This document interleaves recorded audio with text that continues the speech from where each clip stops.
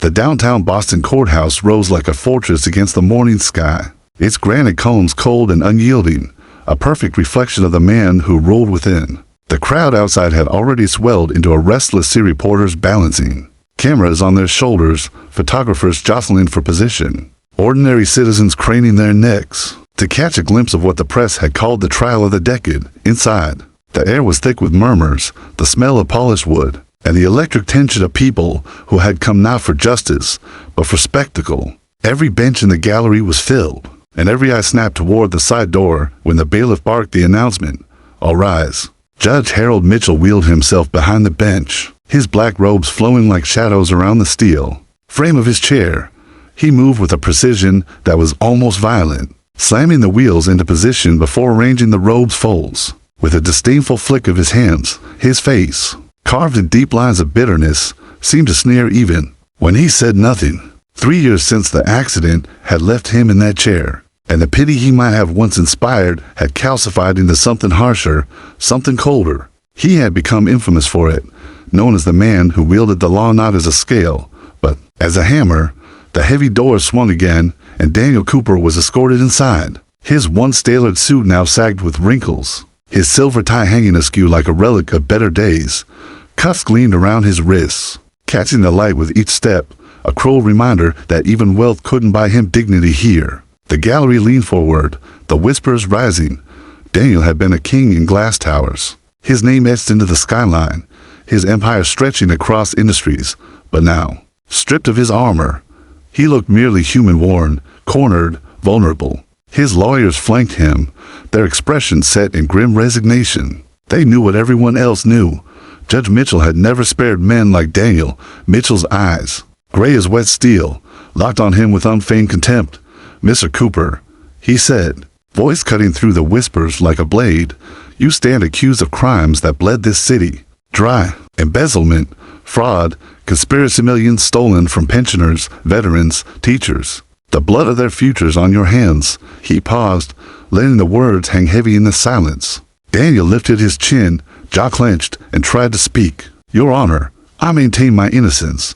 These charges are—" "Save it for the jury," Mitchell snapped, his tone sharp enough to draw a ripple of nervous laughter from the back row. He leaned forward, his fingers tightening on the polished wood of the bench. "I will not have my court turned into a stage for your excuses.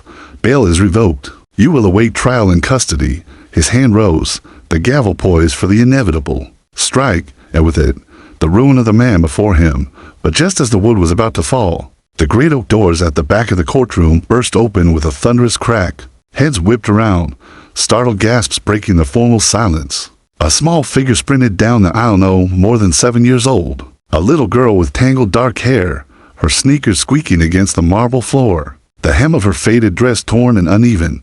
She ran with a desperation that silenced the guards too slow to catch her, weaving between benches until she stood before the bench itself. Tiny fists clenched, green eyes ablaze. "Stop," her voice rang out, sharp and shrill against the vaulted ceilings. The court froze, stunned at the audacity of a child breaching such sacred order. She turned her tear-streaked face toward the judge, trembling but unyielding. "You can't take my daddy." A ripple of confusion tore through the room. Daniel's face drained of color, his lips parting in shock. He had never seen this child in his life. The bailiff lunged forward, but the girl planted herself in the center of the aisle, her voice rising with impossible certainty. "Please, Mr. Judge," she said, her words raw with grief yet unshakable with resolve. "Let my daddy go, and I'll make you walk again." For a heartbeat, silence strangled the room. Then laughter broke from the gallery, nervous, mocking, rolling like thunder through the aisles. Reporters smirked, lawyers exchanged incredulous glances. A child promising miracles in the House of Light was absurd, laughable, beneath dignity. But behind the bench, Judge Harold Mitchell's hand froze. The gavel slipped slightly in his grip.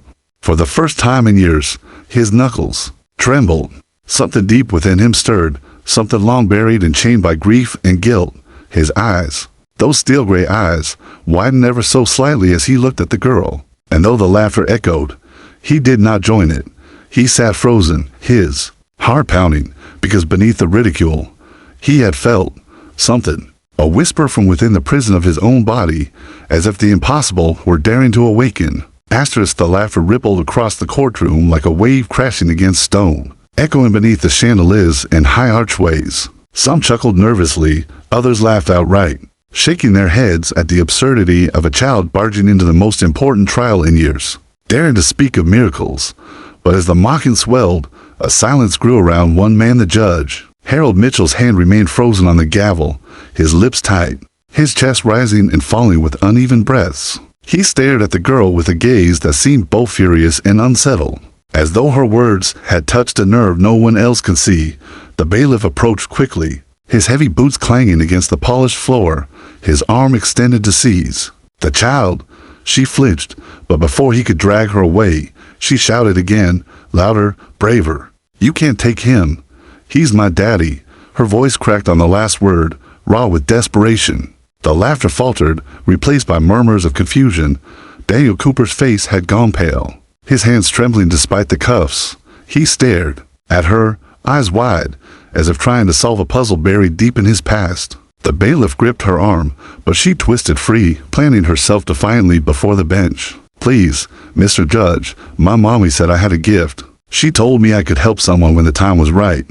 She said I would know when it came." Her chin quivered, but her eyes blazed green fire, unyielding. "That time is now. Free my daddy, and I'll make you walk." Gasps cut through the gallery like knives. The judge's face darkened, his voice booming with authority meant to crush the moment. "This is a courtroom, not a carnival sideshow. Bailiff, remove the child immediately." But the order caught in his throat. His hand twitched, then his wrist, then impossible, the faintest movement stirred in his right leg. A sound escaped him, low and strangled, before he could suppress it. The pencil he had been holding slipped from his fingers and clattered to the floor, a small sound magnified by the silence that followed. The court clerk blinked in confusion, glancing from the pencil to the judge's face, and then, as though time itself slowed, the judge's foot shifted ever so slightly in its polished shoe. Asterisk, the gallery erupted. A woman shrieked. The court reporters' fingers froze mid-keystroke. Daniel stumbled back as if struck. He hadn't believed the girl, none of them had. Yet every pair of eyes now turned toward Harold Mitchell, the man who had not moved his legs in 3 years. Watching them twitch like a sleeping giant awakening. "What did you do?" Mitchell whispered, his voice barely human. The girl's tears glittered in the light, but her voice was steady. "Nothing yet," she said softly. "That was just your body remembering. I can do more if you let him go." Daniel's heart pounded. He shook his head, torn between disbelief and terror. "Your Honor," he stammered, I don't know. This child, I swear I've never seen her before." His words rang hollow, even to himself. The girl turned toward him for the first time, and when her green eyes met his, he froze. Something in the tilt of her chin, the curve of her mouth, the stubborn way she stood, it was all too familiar, a ghost from years ago. His voice caught in his throat. Who is your mother?" "Sarah Walsh," the girl said, her voice breaking on the name. The courtroom gasped again. Daniel staggered, his mind tearing back through years, through boardrooms and hotel suites, through moments buried beneath ambition. Sarah, Providence, a woman he had once cared for, if only briefly, before his empire pulled him away. He had left her without closure, without goodbye.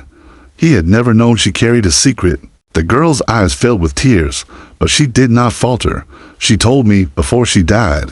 She told me you were my father. She said if anything ever happened to her, I should find you in Boston." Asterisk, a coldness swept through Daniel's chest, spreading outward until his knees weakened. He shook his head, but the truth was already settling in his bones. Those eyes, that voice, it was undeniable. Judge Mitchell, his breath ragged, slammed his palm against the bench. "Enough," his voice cracked, the command lacking its usual fire. His face was flushed, sweat glistening at his temple. He gripped the arms of his wheelchair so tightly his knuckles turned white. His legs shifted again, a spasm this time. Undeniable. His heart thundered in his chest. The prosecutor rose, pale as paper. "Your Honor, perhaps we should—" "Quiet," Mitchell snarled, his voice breaking into something raw, almost afraid. His gaze snapped back to the girl. "You, child, how could you possibly know about me, about what I've lost?" The girl's chin trembled, but she lifted her face to meet his eyes. "Because Mommy told me. She said you weren't broken in your back, you were broken in your heart." She said guilt can be heavier than steel. That's why you can't walk. But you can. I know it. I can help you. A shudder passed through the gallery. The judge's face went ashen, his secrets ripped bare in front of the world. His wife, that night, the car accident that had left him crippled and widowed. None of it had ever been spoken aloud, and now this little girl, ragged and trembling, spoke the truth like she had been there. Mitchell's breath hitched. His eyes burned. For the first time in years, the harshest judge in Boston looked not like a tyrant, but like a haunted man cornered by truth. His legs twitched again, harder this time, his knees pressing against the chair.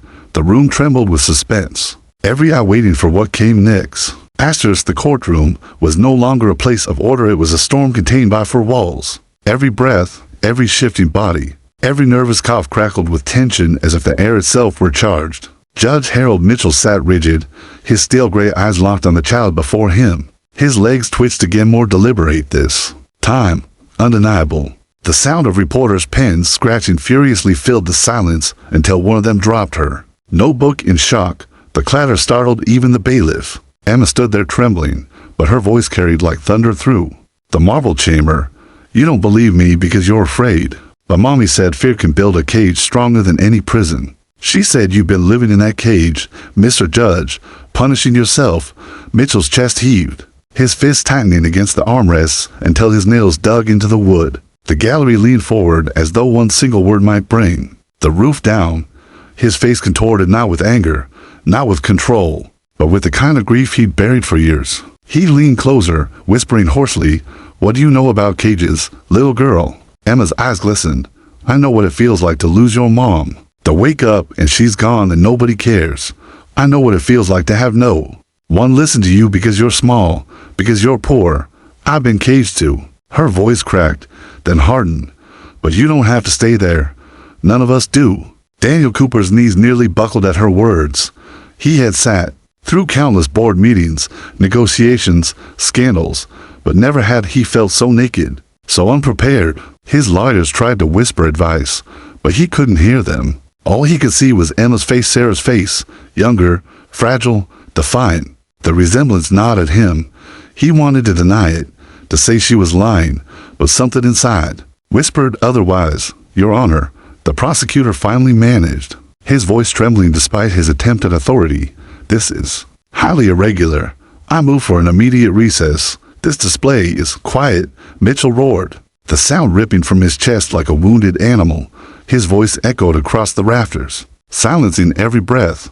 He gripped the bench, trembling, sweat sliding down his temple. His right knee shifted again, this time pushing against the robe that draped over him. The gallery gasped in unison, several people standing to get a better look. "Impossible," the prosecutor whispered. "Your spinal injury was permanent."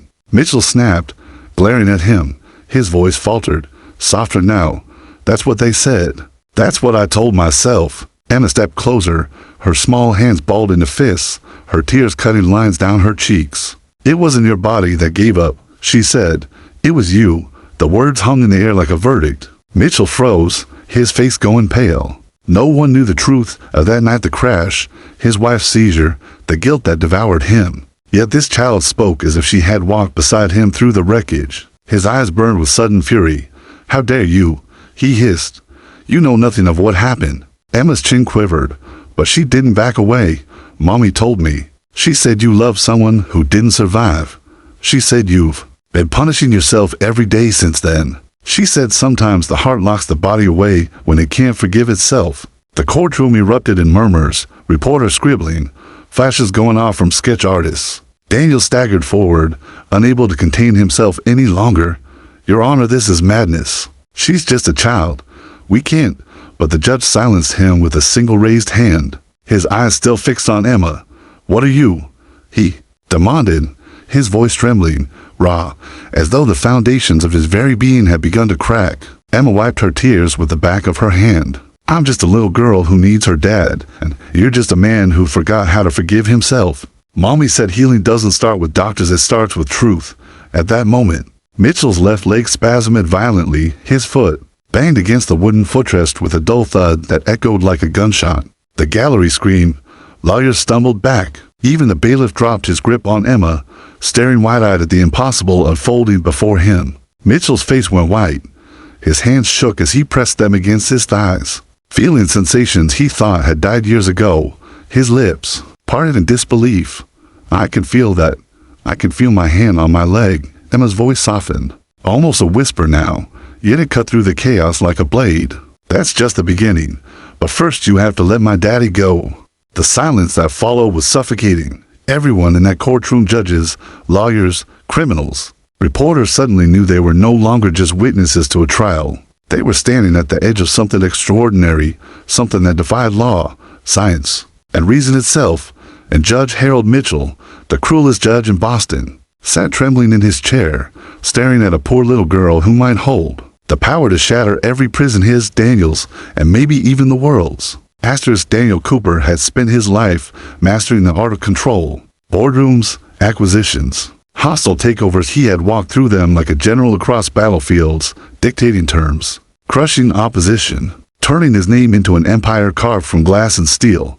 But in that courtroom, as he stared into the tear-bright green eyes of the little girl who had just torn open his past, he felt stripped bare. No defense team, no clever arguments, no millions in the bank could shield him from the truth pressing against his chest.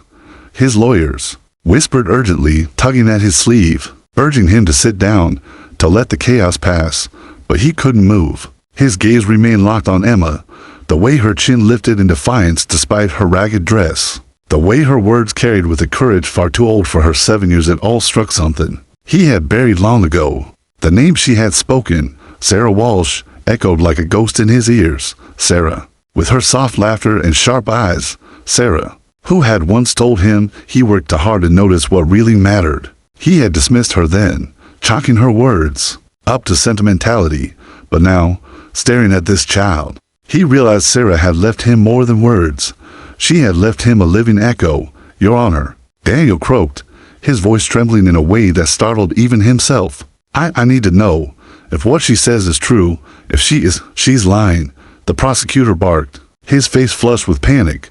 This is a disruption of proceedings, nothing more. The child should be removed immediately before this farce escalates. Farce. The word snapped from Daniel's throat like a whip. He turned on the prosecutor, his cuffed hands shaking. Look at her eyes. You can't see it. The resemblance? Mitchell slammed his palm against the bench, silencing them both. His voice cracked like thunder, though it trembled beneath. Quiet. This is my court, and I will not. He stopped suddenly, his breath hitching, as another spasm jolted through his legs. His knee bent visibly, this time lifting his foot inches off the footrest. Asterisk gas swept the gallery. Several people stood, craning to see. Daniel's chest tightened. He had spent his career dismissing anything he couldn't quantify, but even he could not deny what his eyes saw. The judge's paralyzed legs were moving, and the girl stood calmly before him, as though she had expected it all along. Emma turned to Daniel then, her small voice steady. You don't remember me because you didn't know. Mommy didn't tell you. She said you were too busy building your empire. She didn't want to stop you, even though she wished you would stay. Her words cut deeper than any accusation ever had. Daniel stumbled backward, his lawyers catching him as his knees buckled. His empire, his power, his carefully constructed image, it all felt meaningless in the face of the little girl who had grown up without him. The gallery buzzed with disbelief, but Emma kept speaking, each word a hammer cracking open secrets long buried. When Mommy got sick, she told me about you. She showed me your picture. She said if anything happened to her, I had to find you. She said you were my father. And now, I found you. Daniel pressed a hand against his chest as if to hold his heart in place. The weight of guilt pressed harder than any court sentence ever could. God, he whispered. Sarah, she never told me. The prosecutor rose again, his voice shaking, but still trying to salvage order. Your Honor, this is madness. The trial is being derailed. I insist we. Silence. Mitchell's roar shook the walls. His face was ashen, his hands trembling on the bench. His legs jerked again, stronger, undeniable. For the first time in 3 years, the cruelest judge in Massachusetts looked terrified. His gaze locked on Emma, his eyes wide, unblinking. How do you know these things? He whispered, Emma's small hands clenched at her sides. Because Mommy had a gift. She could see what others couldn't, and she gave it to me. She said sometimes people carry wounds no doctor can heal. Wounds made of guilt and fear and secrets. You carry one of those wounds, don't you, Mr. Judge? The courtroom froze. The gallery leaned forward as one. Mitchell's lips parted, but no words came. His eyes burned with something raw, something broken. His wife, that night, the accident. He had buried the truth so deep that no one, not his colleagues, not the doctors, not even his closest staff knew the full story. Yet this child was unraveling it before the world. Daniel staggered closer, his voice thick with desperation. If she's mine, if she's really mine, then I have failed her worse than I've failed anyone. Your Honor, I demand a DNA test. I demand proof. Emma turned toward him slowly, her green eyes locking onto his. You don't need a test, she said softly. You already know. You can feel it, can't you? Just like the judge can feel. His legs. Daniel's breath caught. He wanted to deny it, to cling to logic and procedure. But as he stared at her, at the way she tilted her head, the stubborn set of her jaw, his heart whispered the truth. He already knew. The courtroom, once a place of condemnation, now felt like a stage set for revelation. Every spectator leaned forward, caught between disbelief and awe, waiting for the next secret to break free. And Judge Harold Mitchell, sweat dripping down his temple, gripping his bench with white knuckles, knew that before this day ended, both he and Daniel would have to face truths they had run from all their lives. Truths that might set them free or destroy them. Asterisk. The air in the courtroom grew heavy, thick with something unseen yet undeniable. The chandelier light seemed dimmer, the walls closer. The silence stretched so taut it felt as though the building itself might shatter. Judge Harold Mitchell, once the embodiment of order and severity, sat trembling in his wheelchair as his legs betrayed him, shifting, spasming, remembering life. The gallery was frozen, mouths agape, every eye pulled toward the impossible. And at the center of it all, a ragged little girl with tangled hair and fire in her eyes stood like a prophet of truth. Emma's voice carried through the silence, delicate yet piercing. You hide behind your anger, Mr. Judge. You've spent 3 years punishing everyone else because you couldn't stop punishing yourself. She took a cautious step closer to the bench. Mommy told me about you. She said you were in a car accident. But that's not the whole story, is it? The words hit like a blow. Mitchell's face turned ashen, his hand clutching the bench as though it might steady the quake inside him. A murmur swept through the gallery. How could she know this? The record said only that the judge had lost control of his vehicle on a rainy night. Nothing more. Emma pressed forward, her voice trembling with grief, but steady in conviction. There was someone else in that car, someone you loved. She didn't survive, and you've carried her ghost in your heart every day since. The courtroom erupted in gasps. The prosecutor leapt to his feet, panic clear in his eyes. Objection. This is outrageous, Your Honor. The child is speculating. But Mitchell's voice broke like thunder. Silence in the room. Enough. His roar cracked with a pain so raw it stripped him of his mask of authority. His eyes burned as they fixed on Emma. How could you possibly know that? Emma's chin quivered, but she met his gaze without flinching, because Mommy could see it. She told me the truth about you. She said you didn't lose your legs that night you lost your heart, and that's why you can't walk. Not because your spine is broken, but because your soul is. A shiver ran through the gallery. Mitchell's secretary, Martha, stood up. Abruptly, her hand pressed to her mouth, tears glistening in her eyes. She had been there that night. She had cleaned up the aftermath. She had hidden the judge's grief under paperwork in silence. Her reaction only confirmed Emma's words. Mitchell's chest heaved as memories he had tried to bury rose like specters. His wife's laughter in the rain, her hand on the wheel, the sudden seizure, the sickening crash, her body still and broken. Beside him while he lived, cursed to carry the weight of survival. For 3 years, he had clung to the diagnosis of paralysis as punishment, his body locked by chains forged in guilt. I should have saved her, Mitchell whispered, his voice cracking, his hands trembling against his legs. She died because of me. Emma's tears spilled freely now, but her voice remained unshaken. You can't change the past, but you can forgive yourself. Mommy said forgiveness is the key that unlocks the body. She said healing begins with truth. As if summoned by her words, Mitchell's legs jerked again, harder, stronger. His knees bent visibly, his feet pressing flat against the floor. The sound of wood creaking beneath his weight echoed like thunder. The gallery screamed, some people rising in shock, others clutching at one another as though witnessing a miracle. Daniel, watching it all, felt his own world collapse further. The girl who claimed to be his daughter was unraveling not just his life, but the life of the most powerful judge in Massachusetts. He pressed his hands to his face, overwhelmed. "This is impossible," he muttered. "It can't be real." Emma turned her gaze on him, her green eyes piercing. "It is real. You can feel it, too. You already know who I am. You already know I'm your daughter." Daniel shook his head violently, his voice rising in desperation. No, I can't." "Yes, you can," Emma said firmly. "Truth doesn't need proof. It just needs courage." The tension in the courtroom reached its breaking point. The judge's body trembled as if on the brink of breaking free from years of captivity. The crowd surged with whispers of miracles and curses, faith and madness. And in the middle of it, Emma stood like a lighthouse in the storm, demanding not wealth, not power, but love and forgiveness. Mitchell leaned forward, his face wet with tears he had never allowed himself to shed in public. "Child, what does your gift cost?" His voice was broken, raw, more plea than question. Emma's lips quivered into a sad smile, her words carrying the weight of her mother's legacy. "Everything has a price. Mommy paid hers. She carried too much darkness for too many people. That's why she got sick. That's why she's gone. But she gave me enough light to help you, too." The judge's sob broke through the courtroom like a crack in stone. He gripped the bench, his legs straining, his muscles alive with the electricity of truth. And in that moment, the harshest judge in Boston was no longer a figure of fear. He was a man on the edge of redemption, held there by the voice of a little girl who had nothing left to lose but everything to give. The courtroom had become something out of a fever dream. What had begun as a trial for financial crimes had spiraled into a stage where the laws of science, grief, and destiny were colliding in plain view of the world. Reporters' hands flew over their keyboards, some abandoning notes entirely to lift cameras and record, even though photography was forbidden. They didn't care. History was happening in front of them.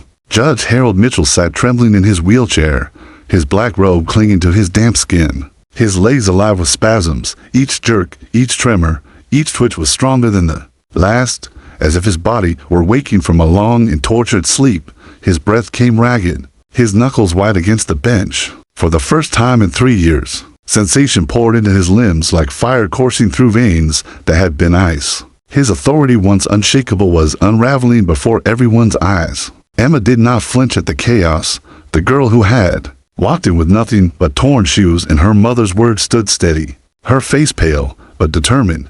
She had become the center of gravity, the force no one could look away from. "You see," she whispered, her voice trembling yet clear, enough for the entire room to hear. "It's not impossible. You only locked yourself away because you couldn't bear the truth. But the truth is what sets you free." The prosecutor rose again, his face bloodless, his voice shaking with both fear and anger. "Your Honor, this is dangerous. This child is manipulating you, manipulating the court. We must recess immediately. This proceeding cannot continue under." "Sit down," Mitchell roared, his voice like a thunderclap. The entire gallery jumped, but his tone was not one of authority. It was desperation, fury, and terror colliding. His eyes burned as he turned back to Emma. "How do you know so much? How can you see through me?" Emma's lip quivered, but she answered, "Because Mommy had the gift, and she passed it to me. She saw things hidden in the heart. She carried people's pain so they wouldn't have to, until it made her sick, before she died. She told me it was my turn. She said my gift was to finish what she started. She told me to find you, to find my dad." The words hit Daniel Cooper like a hammer to the chest. He stumbled forward, almost tripping over his own feet, dragging his cuffed hands in front of him like a shield. His lawyers tried to hold him back, but his strength tore through their restraint. He stared at Emma as if she were both a miracle and a curse. "No," he muttered, shaking his head violently. "No, this isn't how it's supposed to be. Sarah, she left. She never told me. She couldn't have." His words fell apart, breaking into sobs he hadn't shed since his youth. Emma looked at him with those piercing green eyes, the same eyes Sarah had once turned on him, with disappointment and love mingled. "She didn't tell you because she didn't want to chain you, but she never stopped loving you, and she never stopped believing you would find me when I needed you most." Daniel's body shook as he collapsed into the nearest bench, his face buried in his hands. The titan of industry, the man who had once been untouchable, was reduced to a father meeting his child for the first time in the most impossible of places. The gallery was on fire now with whispers and gasps, speculation running wild. Some shouted, "Miracle," while others muttered witchcraft.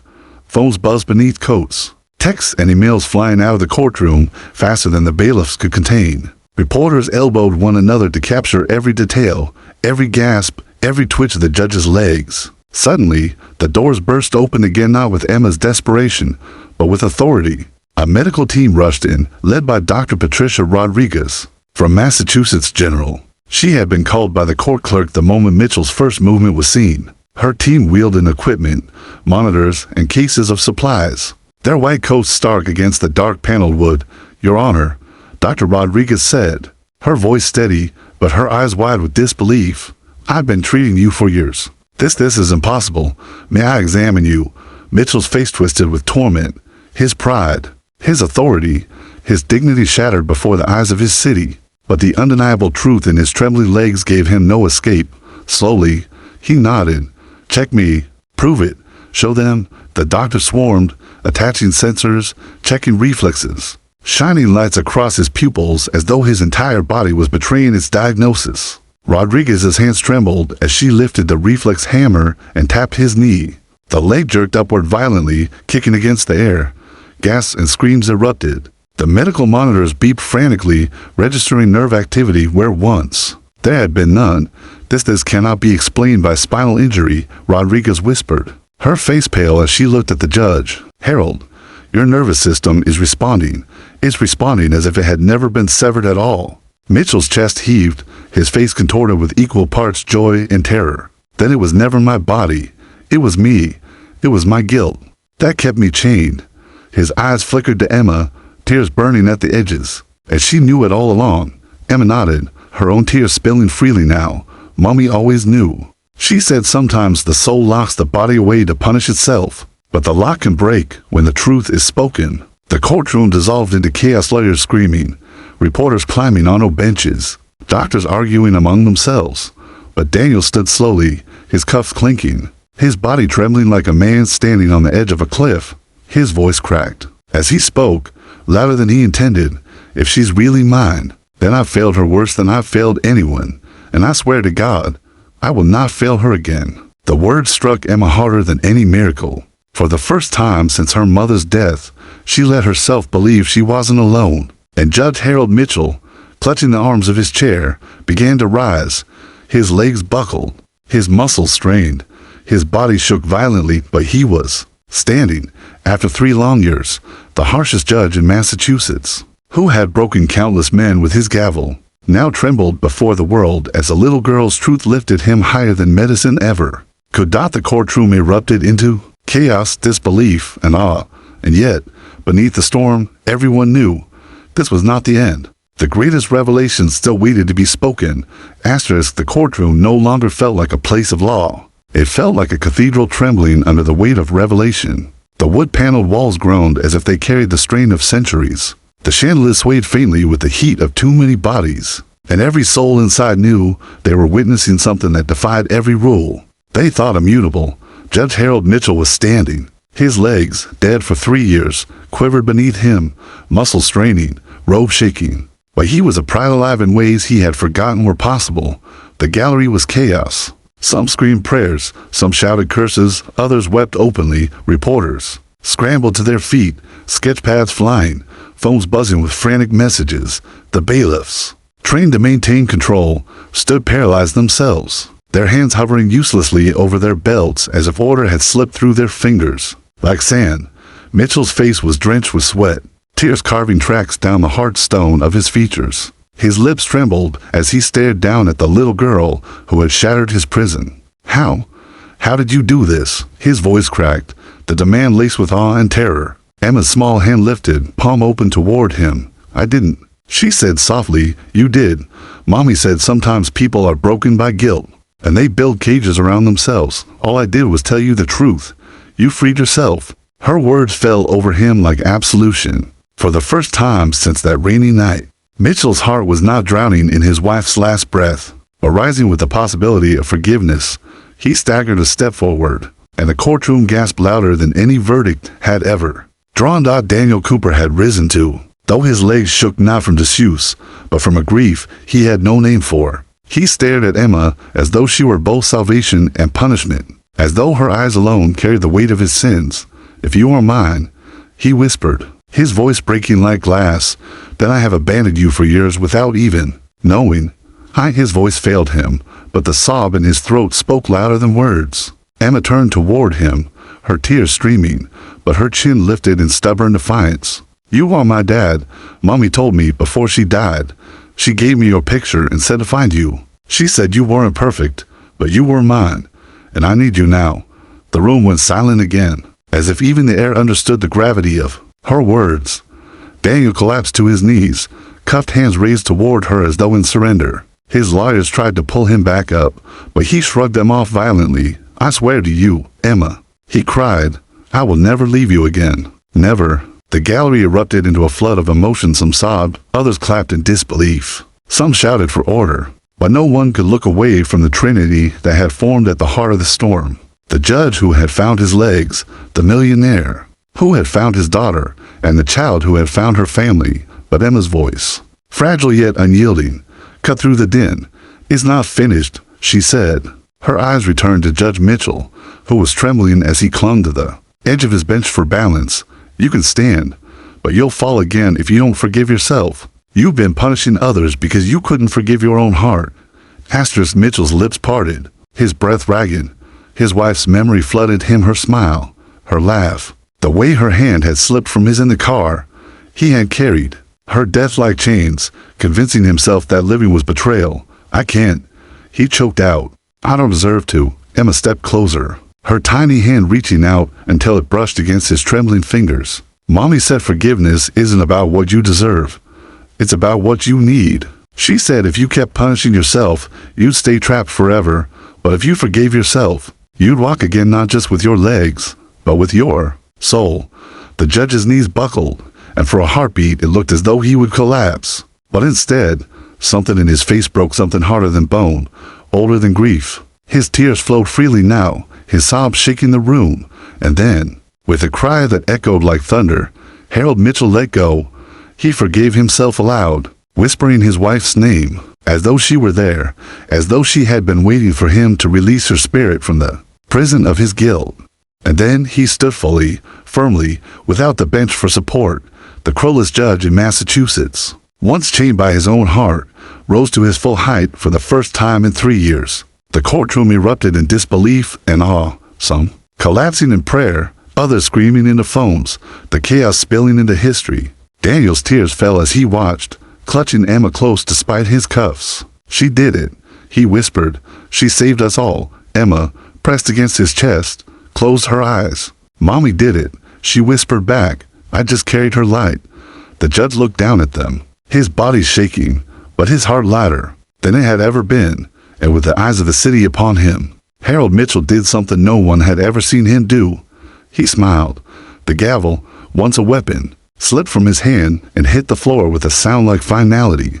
The trial, the charges, the years of cruelty, all of it crumbled under the weight of that moment. The courtroom was no longer a place of condemnation, but one of redemption. And as Emma's tears fell onto her father's shoulder, and the judge took his first fragile steps into freedom, the world outside Boston waited breathlessly for the news that would echo through generations. A poor girl's plea had made the harshest man walk, a father weep, and a courtroom remembered what justice was meant to be.